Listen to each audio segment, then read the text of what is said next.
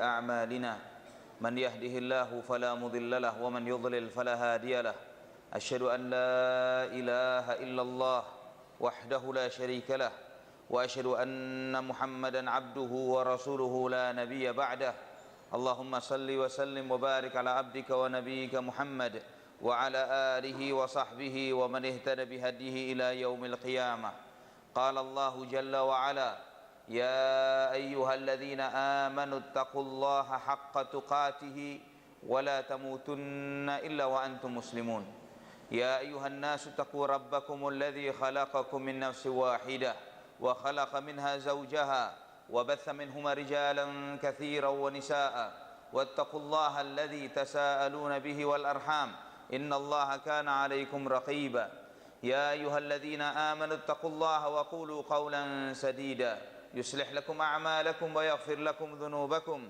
ومن يطع الله ورسوله فقد فاز فوزا عظيما أما بعد إخواني وأخواتي في الله saudaraku في الله rahimani wa rahimakumullah. Alhamdulillahi rabbil alamin. Segala puji bagi Allah Subhanahu wa taala, Rabb alam semesta, atas segala nikmat yang Allah Subhanahu wa taala anugerahkan kepada kita. Segala puji bagi Allah Subhanahu wa taala yang telah membangunkan kita dari tidur kita untuk mengingat, untuk berzikir, menyebut nama Allah Subhanahu wa taala. Segala puji bagi Allah Subhanahu wa taala yang memudahkan langkah kita ke Baitullah untuk sujud, bersimpuh, mengagungkan, membesarkan nama Allah Subhanahu wa taala. La haula wala quwata illa billah. Tidak ada daya dan upaya kecuali dengan Allah Subhanahu wa taala. Jika Allah Subhanahu wa taala tidak menghendaki, tidak akan mungkin kita bisa berzikir, tidak akan mungkin kita bisa bersyukur, tidak akan mungkin kita bisa beribadah kepada Allah Subhanahu wa taala. Tanpa hidayah, tanpa pertolongan, tanpa taufik dari Allah Subhanahu wa taala, kita bukanlah apa-apa. Ikhwatal iman rahimani wa rahimakumullah. Materi kita tentang mengingat kematian adalah sesuatu yang memang diperintahkan dan dianjurkan oleh Nabi kita Muhammad sallallahu alaihi wasallam.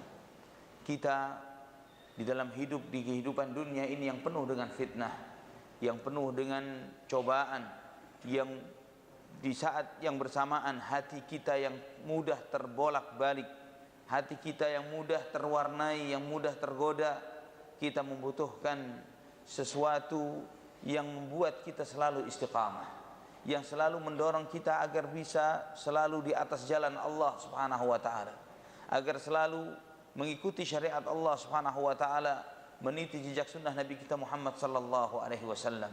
Kita membutuhkan sesuatu yang membuat kita, yang selalu membuat kita ingat agar kita selalu memperbaiki niat dan keikhlasan kita. Karena siapa kita beribadah? Karena Allah kah atau yang lainnya? Yang selalu kita membutuhkan sesuatu yang selalu mengingatkan kita agar jangan pernah sekali-kali merasa kagum dengan amal ibadah kita. Karena kita tidak tahu kebaikan yang kita nikmati saat ini, apakah kita akan selalu berada di dalam kebaikan tersebut sampai akhir hayat kita atau tidak. Kita membutuhkan sesuatu yang mengingatkan kita agar menjauhkan kita dari segala dosa dan maksiat yang ada di dalam kehidupan ini. Jangan sampai kita terbenam di dalam dosa dan maksiat yang itu semua akan menggerogoti semua amal ibadah kita. Kita membutuhkan sesuatu yang membuat kita mengingat akan kezaliman kita terhadap orang lain.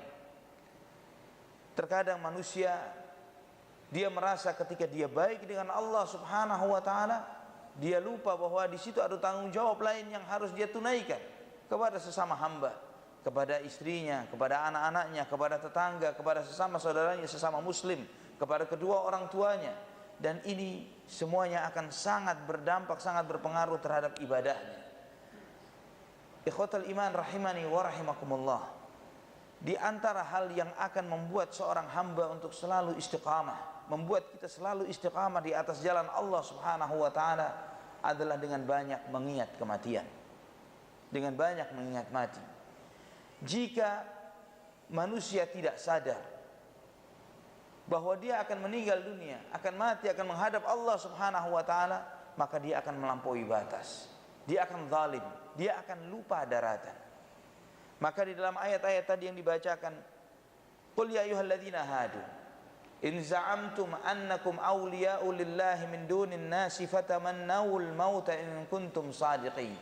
Katakanlah kepada orang-orang Yahudi, wahai orang-orang Yahudi, jika benar kalian ini wali-wali Allah, kekasih-kekasih Allah, silahkan berharaplah kematian. Karena jika kekasih Allah itu ingin dekat dengan kekasihnya, ya, sebagian besar kita berharap untuk menjadi wali, menjadi kekasihnya Allah Subhanahu wa taala. Konsekuensi dari kekasih itu ingin dekat dengan yang dikasihinya. Ya, jika kita ini mengaku diri kita ini waliullah atau ingin dekat dengan Allah Subhanahu wa taala, selalu berharap dekat dengan Allah Subhanahu wa taala. Fatamannawul maut in kuntum shadiqin. Silahkan kalian berharap kematian jika kalian benar. Wala yatamannawnahu abadan bima qaddamat aydihim. Sekali-kali mereka tidak akan pernah berharap kematian. Mereka malah berharap hidup sepanjang-panjangnya di kehidupan dunia. Ya, manusia yang cenderung pengen lama hidup di dunia, kalau bisa 1000 tahun, 2000 tahun, kalau ingin hidup lama-lama di dunia, itu bukti bahwa dia ini tidak cinta Allah Subhanahu wa taala. Bukti dia tidak cinta kepada Allah Subhanahu wa taala. Karena jika dia mencintai Allah Subhanahu wa taala, dia tidak akan lama-lama, tidak ingin lama hidup di dunia. Maka Nabi sallallahu alaihi wasallam menyebutkan, ma min nabiyyin illa idza mata khuyyira. Tidaklah seorang nabi pun ketika hendak meninggal dunia kecuali diberikan pilihan oleh Allah Subhanahu wa taala, disuruh memilih. Disuruh memilih apakah mau ditambah umurnya atau dimatikan saat itu. Semua nabi syaratnya nabi, ya. Level di bawah nabi tidak ada yang bisa, tidak ada dari kita, dari para orang-orang saleh, para wali, ya, para sahabat ridwanullah alaihim ajmain yang merupakan pemimpin dari para aulia Allah, Abu Bakar, Umar, Utsman, Ali ridwanullah alaihim ajmain, atau para sahabat yang lainnya dari Ansar, dari Muhajirin atau Ansar, tidak ada seorang pun dari mereka yang mendapatkan tawaran yang seperti ini, hanya para nabi saja. Setiap nabi diberikan pilihan. Dan tidak ada seorang nabi pun yang minta diperpanjang usianya. Ya, tidak ada seorang nabi pun yang minta diperpanjang usianya. Dalam sebuah riwayat yang sahih, pernah Nabiullah Musa alaihi salatu wassalam ketika hendak dicabut nyawanya, malaikat pencabut nyawa ini datang menemui Nabi Musa berwujudkan seorang manusia. Nabi Musa sedang di kemahnya. Malaikat maut ini mengintip, ya, mengintip ke kemahnya Nabi Musa alaihissalam. Nabi Musa melihat ada seorang yang mengintip di kemahnya, ditempeleng oleh Nabi Musa orang tersebut sampai keluar matanya. Ini malaikat maut. Nabi Musa tidak tahu kalau itu adalah malaikat pencabut nyawa. Maka malaikat maut balik kepada Allah Subhanahu wa taala, ya Allah, Engkau mengutusku kepada seorang yang tidak mau dicabut nyawanya, Nabi Musa alaihissalam. Maka Allah perintahkan kepada Nabi Musa, ya Musa, wahai Musa, letakkan tanganmu di atas bulu matni thaur, di atas bulu kerbau, di atas bulu kerbau. Kemudian Nabi Musa bertanya, apa maksudnya ya Allah? Aku akan tambahkan usiamu sebanyak bulu yang ada di dalam genggaman tanganmu. Setiap satu bulu 1 tahun. Jadi ada 1000 bulu, 1000 tahun ditambah usianya. Thumma madza ba'da dzalika ya Rabb? Setelah itu apa ya Allah? Setelah itu thumma al-maut. Setelah itu pasti mati. Maka Nabi Musa mengatakan, sekarang ya Allah, jangan nanti. Karena Nabi Musa terlebih Khalilullah, Kalimullah, beliau Allah yang pernah berbicara langsung kepada Allah Subhanahu wa taala, yang pernah meminta kepada Allah Subhanahu wa taala untuk melihat Allah Subhanahu wa taala. Untuk melihat Allah Subhanahu wa taala. Karena kekasih ingin dekat dengan kekasihnya. Sebagaimana hadis yang sahih juga yang diriwayatkan oleh Imam Muslim dari Aisyah radhiyallahu anha, Nabi SAW bersabda, man ahabba liqa Allahi ahabba Allahu liqa'ahu, wa man kariha liqa Allahi kariha Allahu liqa'ahu. Barang siapa yang ingin berjumpa Allah, Allah pun ingin berjumpa dengan orang tersebut. Barang siapa yang benci berjumpa Allah, Allah pun benci berjumpa dengan orang itu. Ya, karena seorang yang mencinta selalu berusaha selalu ingat dengan yang dicintainya. Ya, selalu mengingat yang dicintainya. Ketika kita mencintai seseorang, kita akan selalu ingat dengan orang yang kita cintai tersebut. Enggak butuh diingatkan, kita selalu ingat. Orang yang mencintai Allah Subhanahu wa taala, dia selalu ingat kepada Allah Subhanahu wa taala. Orang yang mencintai Allah Subhanahu wa taala merindukan Allah Subhanahu wa taala. Rindu kapan berjumpa Allah Subhanahu wa taala. Ketika disampaikan hadis ini, Aisyah radhiyallahu anha bertanya, "Ya Rasulullah, kulluna nakrahul maut." Setiap kita pasti takut kematian ya Rasulullah. Tidak ingin cepat-cepat meninggal dunia. Karena kalau ditanya kita cinta kepada Allah, tidak ada satupun dari kita yang mengatakan tidak cinta Allah. Pasti mengatakan cinta Allah Subhanahu wa taala. Kalau ditanya lagi, mau ketemu sekarang? Mau ketemu sekarang, Pak? Ketemu Allah hari ini, sekarang. Mikir. Ya. Sedangkan kalau mengatakan cinta, kalau cinta kita benar kepada Allah Subhanahu wa taala, kapanpun ingin ketemu Allah harus mau, ahlan wa sahlan ya Rabb. Disambut. Ya. Karena kalau kita mencintai seseorang, misalnya kita cinta dengan kedua orang tua kita yang di kampung misalnya, ingin mudik, kita tunggu waktu mudik itu, kita tunggu. Ya. Demikian pula orang tua ketika menanti datangnya sang anak, ditunggu waktu itu. Kapan? Seorang yang cinta Allah Subhanahu wa taala, dia tunggu kapan al-maut datang menjemputnya. Dia tunggu kapan al-maut datang menjemputnya. Karena di saat itulah saat dia berjumpa dengan kekasihnya, berjumpa dengan Allah Subhanahu wa taala. Nabi SAW menjelaskan, wahai Aisyah, bukan itu maksudnya. Seorang hamba yang beriman, di akhir hayatnya dia melihat ridhanya Allah, melihat ampunannya Allah, melihat rahmatnya Allah yang Allah sediakan baginya. Maka di saat itu dia ingin cepat-cepat berjumpa Allah Subhanahu wa taala, menjadi ringan baginya sakaratul maut. Adapun orang zalim, orang kafir, pelaku dosa-dosa besar, mereka ini di akhir hayatnya dia melihat ancaman azab murka Allah Subhanahu wa taala yang akan diberikan kepadanya. Karena dia melihat bahwa yang paling celaka adalah di depannya, maka dia enggan untuk dicabut nyawanya. Dia tidak ingin mati cepat-cepat. Maka dia tidak ingin berjumpa Allah, maka Allah pun tidak ingin berjumpa dengan orang tersebut. Ikhwatal iman rahimani wa rahimakumullah.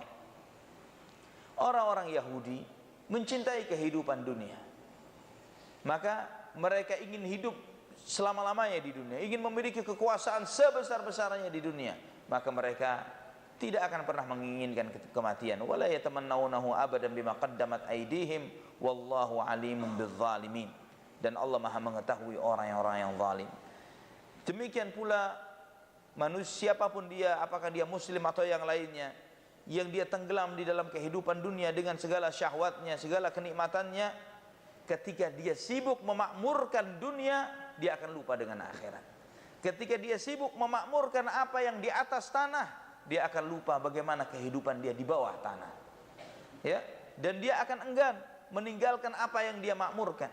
Seseorang itu akan mencintai apa yang dia suka, apa yang dia makmurkan. Seorang yang mencintai rumahnya, dia dekor, dia hias, dia ini kan terus sibuk menghiasi rumahnya di dunia, maka dia akan sedih meninggalkan rumahnya di dunia itu. Namun jika seseorang memakmurkan rumahnya di akhirat, memakmurkan rumahnya yang dikuburnya kelak, maka dia akan menanti kapan dia akan pulang ke rumahnya itu. Allah Subhanahu wa taala mengingatkan dalam surat Al-Jumu'ah ayat 8, "Qul innal mauta alladzi tafirruna minhu fa innahu mulaqikum. Thumma turadduna ila 'alimil ghaibi wasyahadati fayunabbi'ukum bima kuntum ta'malun." Katakan wahai Muhammad, sesungguhnya kematian yang kamu lari dari kematian itu, fa innahu mulaqikum. Dia akan menjumpaimu. Ya, kita lari dari kematian. Jika kita lari menghindar dari sesuatu, kita menghindari dari sesuatu itu, kita jauhi sesuatu itu. Ya, kita dikejar anjing, tidak mungkin kita mendekat kepada anjing tersebut, tapi kita menjauhinya, lari, membelakanginya. Setiap kita lari dari kematian. Namun Allah mengatakan, fa innahu mulaqikum. Yang kamu lari daripadanya itu, dia akan menunggumu di depan. Dia akan menjumpaimu. Ya. Malah bukan semakin jauh, semakin dekat. Itulah hakikat kehidupan dunia. Bukan berarti orang yang tidak ingat mati tidak mati. Yang enggan mengingat kematian terus kemudian dia tidak mati, tidak mungkin seperti itu. Walaupun kita berusaha semaksimal mungkin tidak mau ingat mati, pasti mati. Suatu saat kematian akan menjemput, akan menyapa kita. Fa innahu mulaqikum. Tsumma turadduna ila alimil ghaibi wasyahadah. Kemudian kalian akan dikembalikan kepada zat yang maha mengetahui yang gaib dan yang kelihatan. Fayunabbi'ukum bima kuntum ta'malun. Dan Allah akan memberitahukan kepada kalian apa yang dulu kalian pernah lakukan di dalam kehidupan dunia. Dan kematian ini tidak akan mungkin bisa dihindari oleh siapapun. Maka Imam Syafi'i rahimahullah dalam salah satu syairnya beliau mengatakan, "Wa man nazalat bi sahatihil manaya fala ardun taqihi wala sama'u." Barang siapa yang kematian sudah datang di teras rumahnya, maka tidak ada tempat berlindung baginya di langit maupun di bumi. Ya, kalau sudah al-maut datang ke rumah kita, menjemput seseorang di rumah tangga kita, maka tidak akan ada tempat berlindung bagi orang itu. Mau di langit, mau di bumi, dimanapun. Sebagaimana dalam sebuah athar disebutkan oleh Al-Hafidz Ibnu Katsir rahimahullah di dalam kitab beliau Qasasul Anbiya, beliau menyebutkan tentang Nabiullah Idris alaihi salatu wassalam. Allah berfirman tentang Nabi Idris dalam surat Maryam, wa rafa'nahu makanan 'aliyya, dan kami angkat Idris di tempat yang tinggi. Malaikat maut diperintahkan oleh Allah Subhanahu wa taala mencabut nyawanya Nabi Idris di langit keempat. Di langit keempat. Sampai heran malakul maut ini mencabut nyawa seorang nabi di langit. Subhanallah, di hari itu malaikat Nabiullah Idris minta kepada salah seorang malaikat untuk ditunjukkan malakutus sama, ditunjukkan langit. Maka dia naik ke atas sampai di langit keempat berjumpa dengan malakul maut, berjumpa dengan malaikat pencabut nyawa. Pertama malaikat pencabut nyawa tidak tahu. Dia berjumpa dengan seorang malaikat, "Kamu dengan siapa?" "Saya dengan Idris alaihissalam, utusan Allah Subhanahu wa taala." "Idris? Kamu dengan Nabi Idris? Mana dia?" "Ada di belakangku, di punggungku," kata malaikat ini. Subhanallah, kata malaikat maut. "Kenapa?" "Saya diperintahkan oleh Allah mencabut nyawanya di sini." Ya, walaupun mau hendak bersembunyi dimanapun seseorang pasti dicabut nyawanya oleh Allah Subhanahu wa taala. Di dalam surat An-Nisa ayat 78 Allah Subhanahu wa taala berfirman, "Aina ma takunu yudrikkumul maut walau kuntum fi burujim musyayyadah." Dimanapun kamu berada, kamu akan dijemput oleh kematianmu, walaupun kamu sembunyi di benteng yang sangat kekar, yang sangat kokoh sekalipun, pasti akan dijemput dengan kematiannya. Allah Subhanahu wa taala juga menegaskan dalam surat Al-Anbiya ayat 35, "Kullu nafsin dha'iqatul maut wa nabluukum bisyarri wal khairi fitnah wa ilaina turja'un."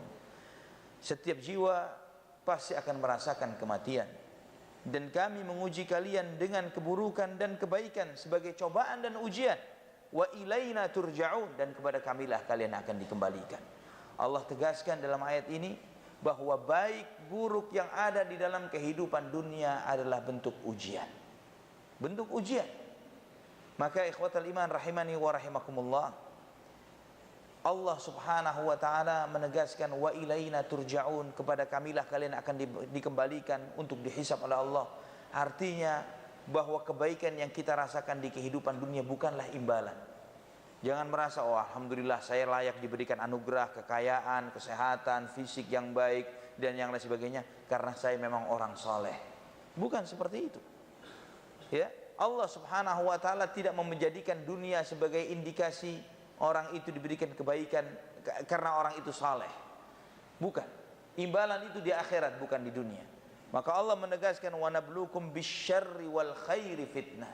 Kami uji kalian dengan keburukan dan kebaikan. Kehidupan dunia ini, baik dan buruknya, fakir atau kekayaan, sakit atau sehat, muda atau tua, semuanya adalah bentuk ujian dari Allah Subhanahu wa taala.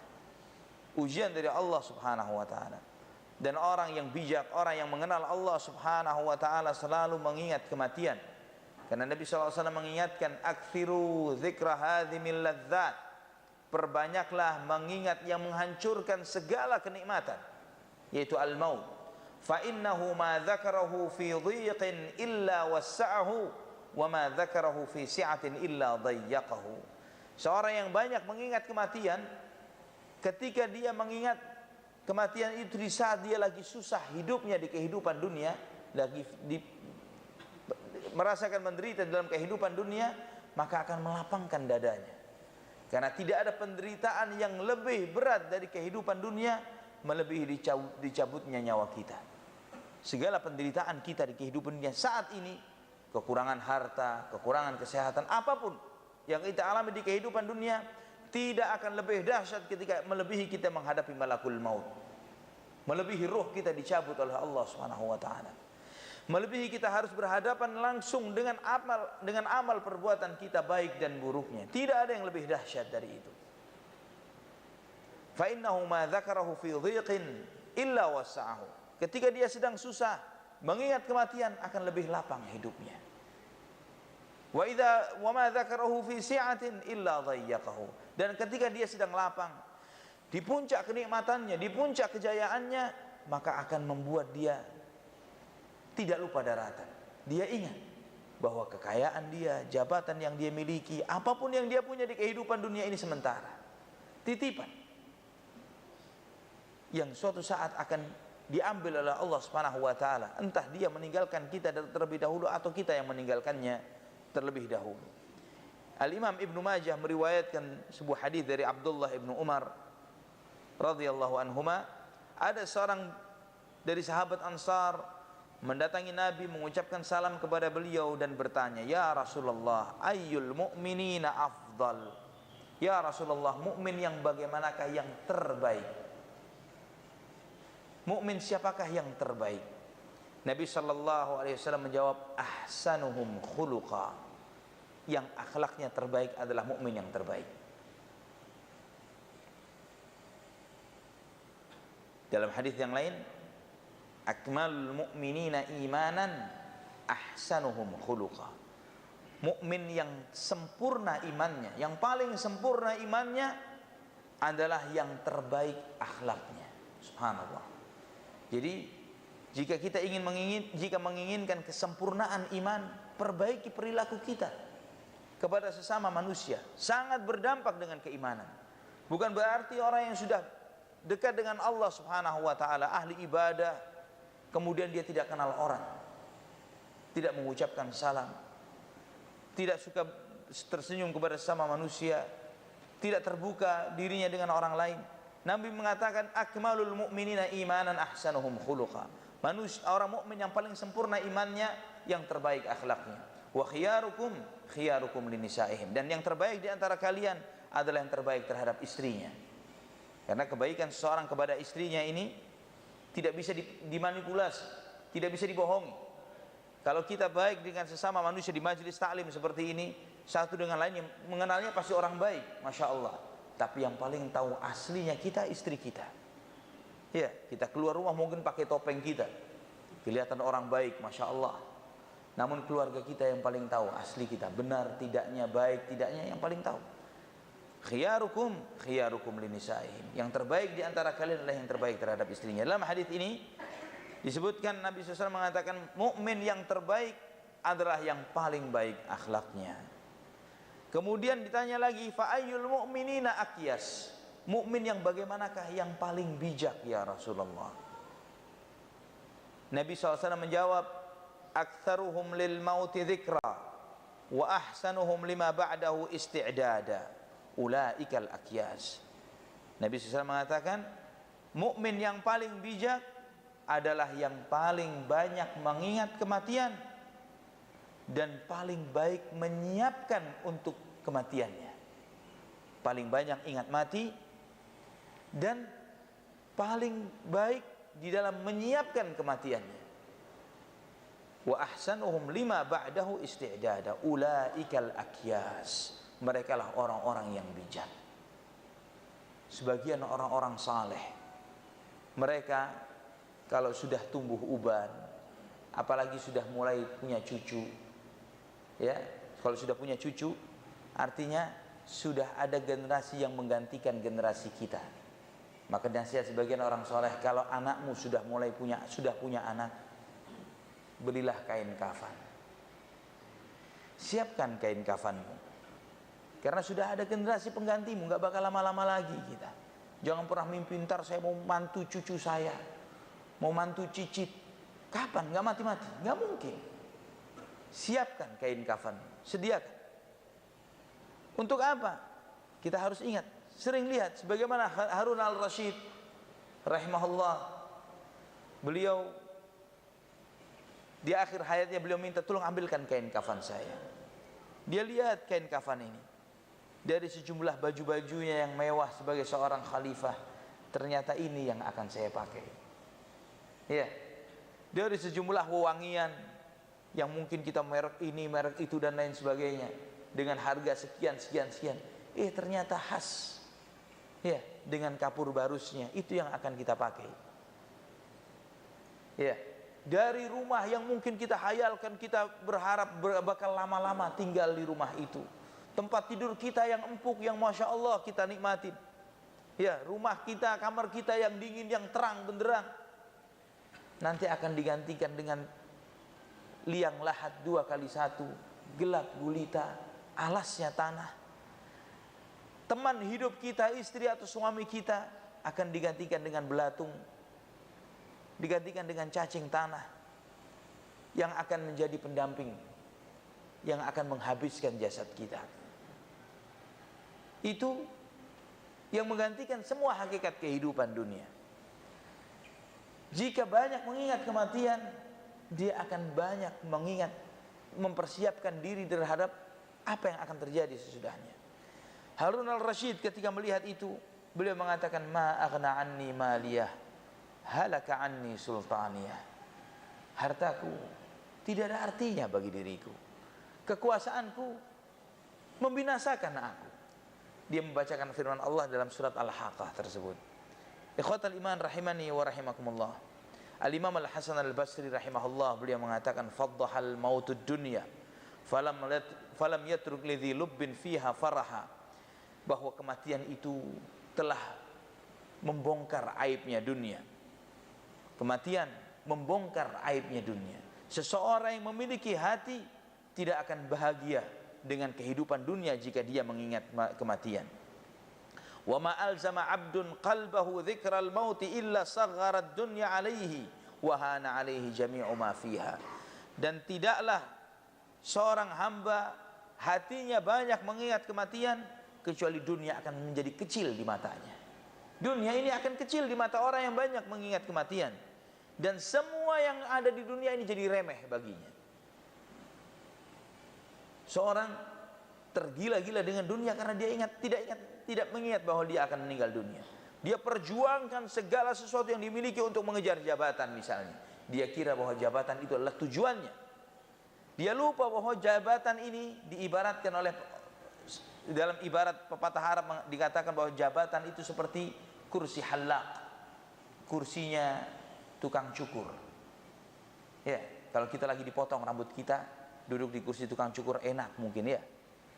Tapi kalau kita mau lama-lama di situ, bakal diberdirikan sama tukang cukurnya, Pak gantian, ada yang mau duduk setelah itu. Seperti itu kursi jabatan, kursinya tukang cukur. Sekarang siapa, besok digantikan oleh orang lain, lusa terus demikian. Tidak ada yang langgeng.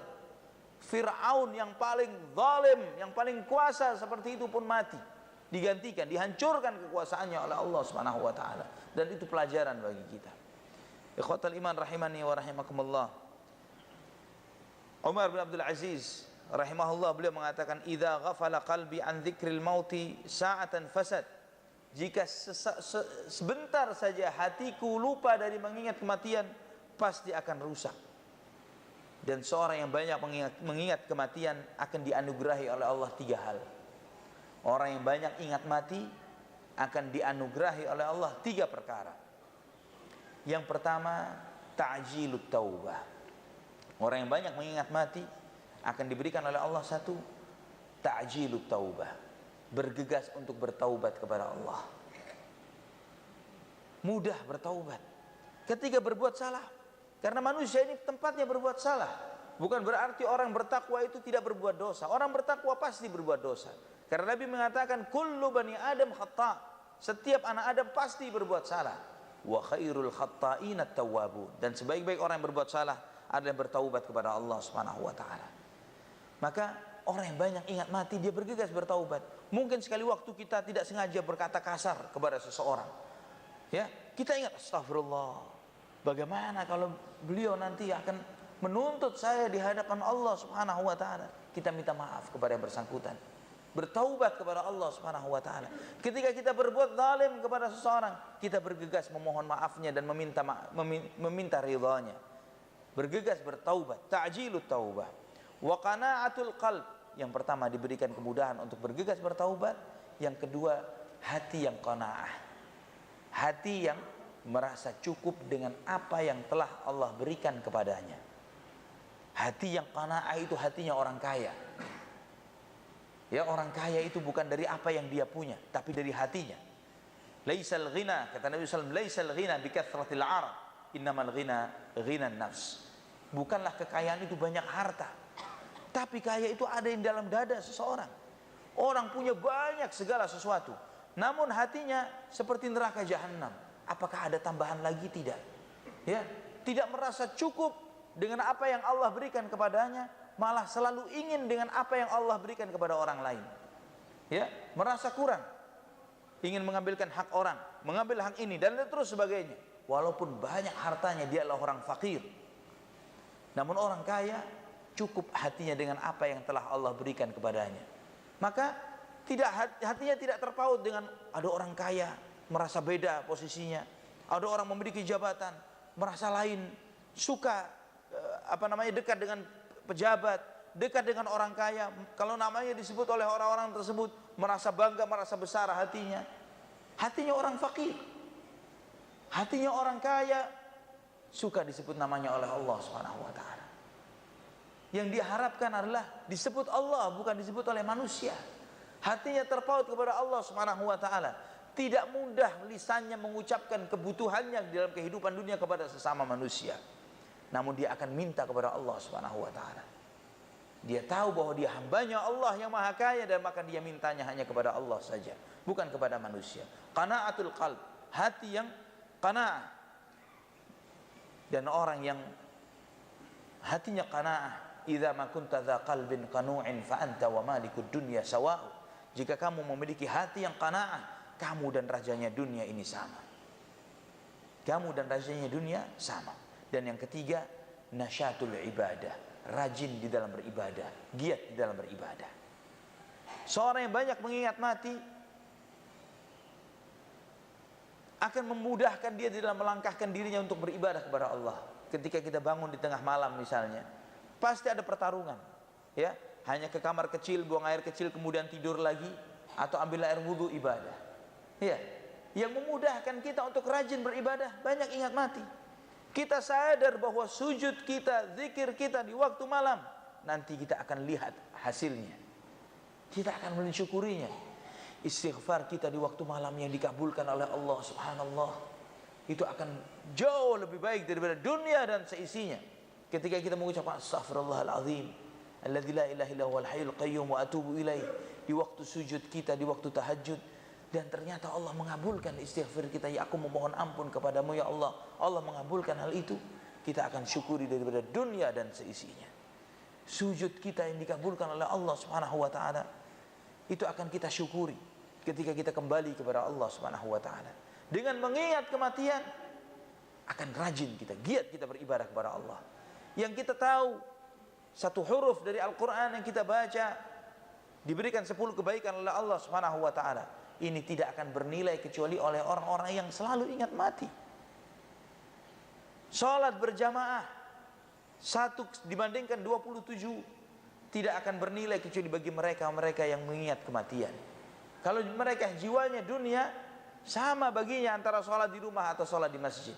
Namun seringkali misalnya saya berikan analogi, kalau misalnya dirupiahkan, salat di rumah dapat 1 juta, salat di masjid dapat 27 juta. Kira-kira bagaimana masjid kita ini? Takmirnya bakal susah nolak orang. Ya penuh, sudah penuh Pak. Ya, lain kali saja. Karena apa? Kita materialis dunia. Kalau berpikirnya akhirat, Sedangkan 1 derajat ini Allah yang memberi. Pasti jauh lebih baik daripada dunia dan seisinya.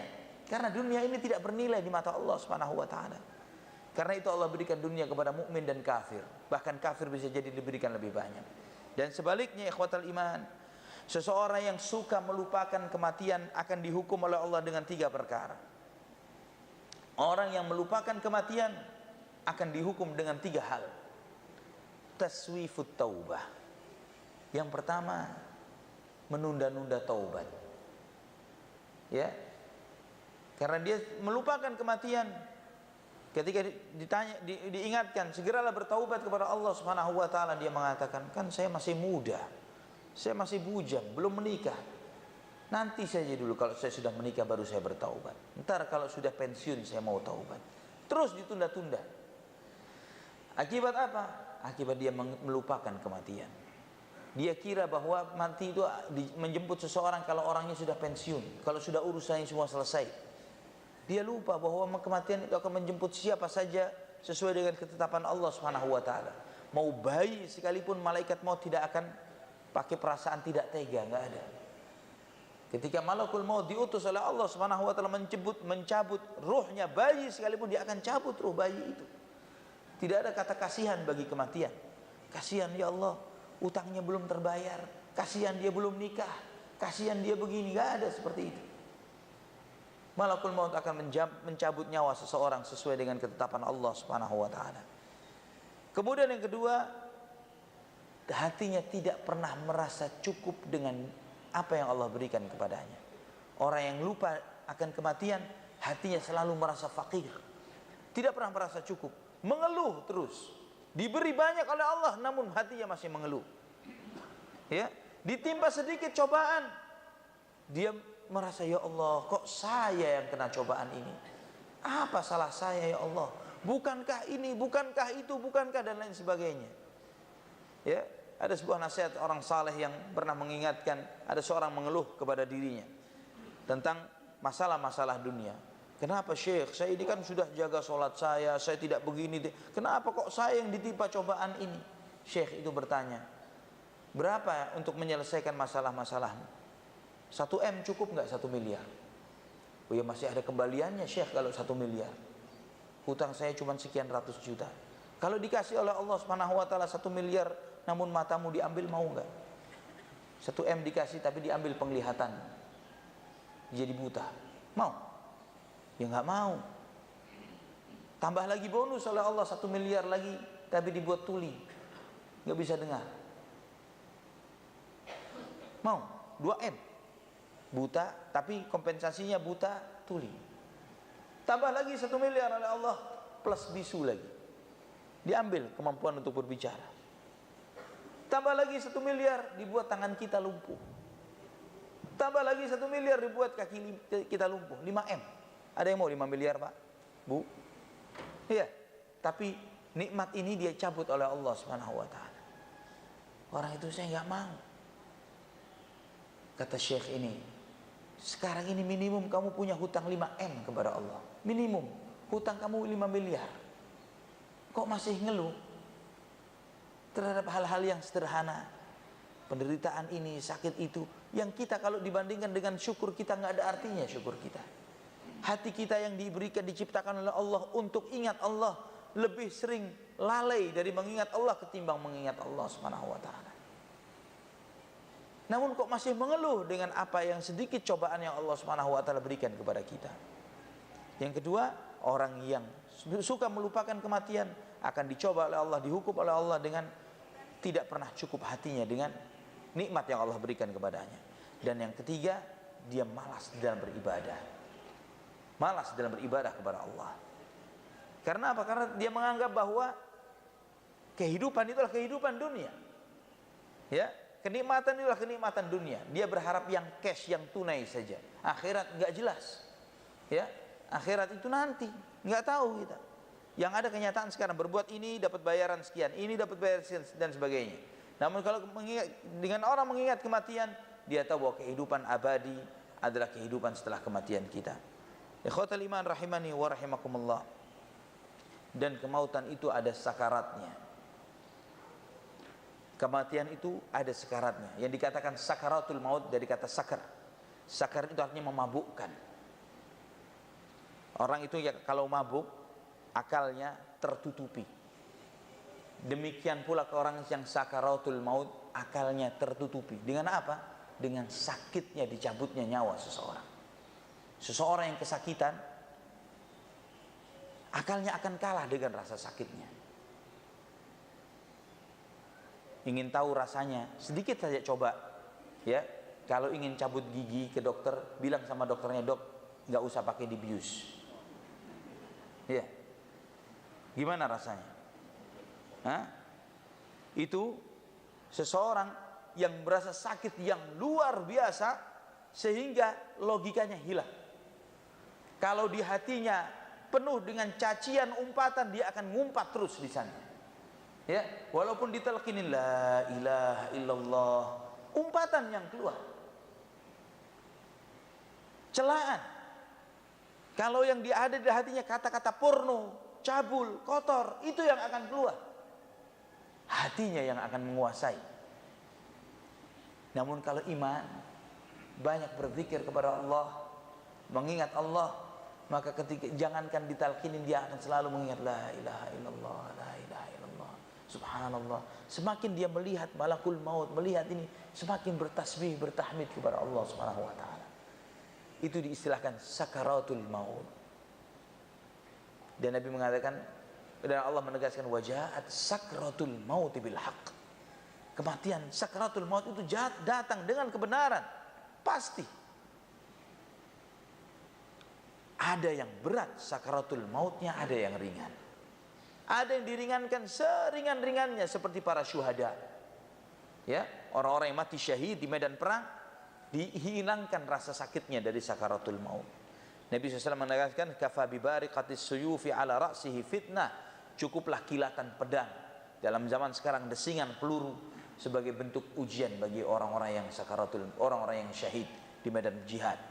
Maka bahkan Nabi SAW menegaskan bahwa cucuran atau tetesan darah pertama dari orang yang bakal mati syahid itu sudah Allah tunjukkan kepadanya bakal tempat tinggalnya di surga. Ya, tetesan darah pertamanya dia sudah melihat bagaimana dia di surga. Subhanallah.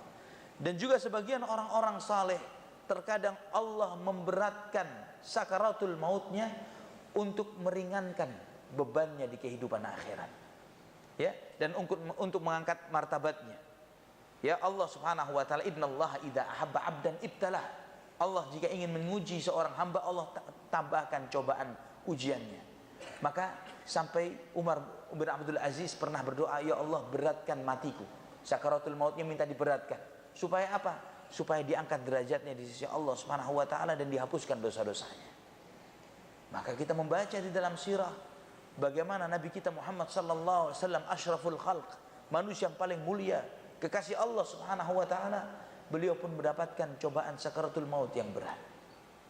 Nabi kita sallallahu alaihi wasallam sebagaimana disebutkan dalam Imam Sahih Bukhari, Aisyah radhiyallahu anha menceritakan bagaimana Nabi sallallahu alaihi wasallam di akhir hayatnya beliau berbaring dengan demam yang tinggi. Beliau mengucapkan la ilaha illallah, inna lil mauti la sakarat. La ilaha illallah, sungguh maut itu ada sekaratnya. Beliau mencelupkan tangannya ke dalam sebuah wadah air dan beliau membasahi wajahnya. Beliau minta tolong sediakan air, saya ingin mandi untuk meringankan beban sakit ini. Setiap disediakan air, setiap beliau mandi, beliau pingsan. Demikian, setiap tanya aqamatus shalah, apakah ditegakkan salat, beliau ingin mengimami jamaah di masjid, namun beliau tidak mampu dan beliau pingsan berkali-kali seperti itu. Saking beratnya sakaratul mautnya Nabi sallallahu alaihi wasallam. Dan beliau meninggal dunia, kata Aisyah, saya memangku Nabi sallallahu alaihi wasallam, kepala beliau ada di dadaku. Kepala Nabi sallallahu alaihi wasallam ada di dadaku, kata Aisyah. Dan Nabi sallallahu alaihi wasallam melihat wajahnya ke langit, mengucapkan la ilaha illallah ila rafiqil a'la, ya ilaha illallah, ya Allah aku bersama dengan sahabat yang tertinggi, dengan Allah Subhanahu wa taala. Dan kata Aisyah radhiyallahu anha, setelah saya melihat beratnya matinya Nabi sallallahu alaihi wasallam, saya tidak pernah lagi takut akan kematian sesudah itu. Demikian pula ketika dia melihat ayahnya. Ketika melihat ayahnya, yaitu Abu Bakar As-Siddiq radhiyallahu an, betapa sakitnya ayahnya, kemudian Abu Bakar mengatakan, janganlah kamu menangisi kematianku wahai Aisyah, karena setelah hari ini aku tidak akan pernah menderita sama sekali. Sebentar lagi aku akan berjumpa dengan Muhammad dan para sahabatnya, berjumpa dengan Muhammad sallallahu alaihi wasallam. Dan juga terkadang sakaratul maut ini diberatkan yang pasti kepada orang-orang kafir dan para pelaku dosa-dosa besar sebagai porskot, down payment, ya, uang muka. Ini awal azab yang akan dirasakan bagi mereka. Yang ditambah kalau orang beriman, ya, untuk meringankan beban perjalanannya di kehidupan akhirat. Namun bagi orang-orang kafir, bagi mereka diberatkan ini sebagai awal azab yang akan dia rasakan nanti. Allah Subhanahu wa taala berfirman di dalam surat Al-An'am ayat 93, وَمَنْ أَظْلَمُ مِمَّنِ افْتَرَى عَلَى اللَّهِ كَذِبًا أَوْ قَالَ أُوحِيَ إِلَيَّ وَلَمْ يُوحَى إِلَيْهِ شَيْءٌ وَمَنْ قَالَ سَأُنْزِلُ مِثْلَ مَا أَنزَلَ اللَّهُ وَلَوْ تَرَى إِذِ الظَّالِمُونَ فِي غَمَرَاتِ الْمَوْتِ وَالْمَلَائِكَةُ بَاسِطُو أَيْدِيهِمْ أَخْرِجُوا أَنفُسَكُمْ الْيَوْمَ تُجْزَوْنَ عَذَابَ الْهُونِ بِمَا كُنْتُمْ تَقُولُونَ عَلَى اللَّهِ غَيْرَ الْحَقِّ وَكُنْتُمْ عَنْ آيَاتِهِ تَسْتَكْبِرُونَ. Dan siapakah yang lebih zalim dari orang-orang yang mengada-ada atas nama Allah Subhanahu wa taala dengan dusta, atau dia berkata diwahyukan kepadaku padahal dia tidak menerima wahyu sedikit pun, atau dia berkata aku akan menurunkan seperti apa yang diturunkan Allah Subhanahu wa taala. Dan nanti andai kata kamu melihat orang-orang zalim itu di dalam sakaratul mautnya, ketika malaikat menjulurkan tangannya memukuli mereka, basitu aidihim akhriju anfusakum, keluarlah ruhmu, dipukuli oleh para malaikat, al-yawma tujzauna adzabal huni bima kuntum taquluna 'ala Allahi ghairal haqq. Hari ini kamu merasakan dibalas dengan azab akibat kamu berbicara atas Allah tanpa hak dan karena kamu bersombong terhadap ayat-ayatnya. Juga dalam surat Al-Anfal ayat 50 Allah berfirman, walau tara idh yatawaffal ladzina kafarul malaikatu yadribuna wujuhahum wa adbarahum wa dhuqu 'adzabal hariq. Dan andai kata engkau melihat ketika orang-orang kafir diwafatkan oleh para malaikat dengan memukuli wajah dan punggung mereka. Para malaikat memukuli dan wajah dan punggung mereka dan mengatakan dzuqu adzabal hariq, rasakanlah azab yang membakar ini. Ikhwatal iman rahimani wa rahimakumullah, mengingat kematian akan memudahkan seseorang untuk memperbaiki kehidupannya di kehidupan dunia. Banyak sekali nasihat para ulama, para salafun salih terdahulu, riwayat-riwayat mereka ribuan, bukan lagi ratusan, ribuan riwayat yang mengingatkan kita untuk selalu mengingat kematian. Dengan mengingat kematian, kita akan selalu berusaha untuk bertutur kata yang jujur, akan menjaga amanah, akan selalu berharap-harap cemas kepada Allah Subhanahu wa taala, raja dan khauf kepada Allah, ya, tidak terlalu percaya diri dengan amal ibadah kita dan tidak merasa aman dengan dosa-dosa yang kita lakukan. Selalu berusaha memperbaiki diri kita, memperbaiki ikhlas kita, ibadah kita kepada Allah Subhanahu wa taala. Selalu membuat kita menambah kualitas ibadah kita dan takwa kita kepada Allah Subhanahu wa taala. Mengingat kematian akan merubah kehidupan kita. Seorang yang banyak mengingat kematian, dia akan selalu berusaha untuk menjadi hamba Allah yang terbaik. Maka ikhwatal iman, tidak ada amal ibadah yang dilakukan oleh salafun salih terdahulu yang lebih sering, yang lebih besar melebihi tafakkur, ya, tafakkur merenung. Tafakkur yang bagaimana? Mengingat kematian. Dia bayangkan kita mengantarkan jenazah, ya, ketika bapak ibu mengantarkan jenazah, ingat suatu saat jenazah yang kita antarkan, keranda itu kita di dalamnya. Kita bayangkan bagaimana itu kita. Kita bayangkan ketika melihat pemandian jenazah, kita yang dimandikan, kita yang dikafani, kita yang dipikul dibawa di depan jamaah, disolati, kita diantarkan, keluarga kita pulang meninggalkan kita. Kita semua akan menjalani itu semuanya. Pasti. Ya. Dan lebih dahsyat lagi sesudah kematian itu. Bagaimana kita dibangkitkan, didudukkan oleh malaikat munkar dan nakir. Apakah kita bisa menjawab?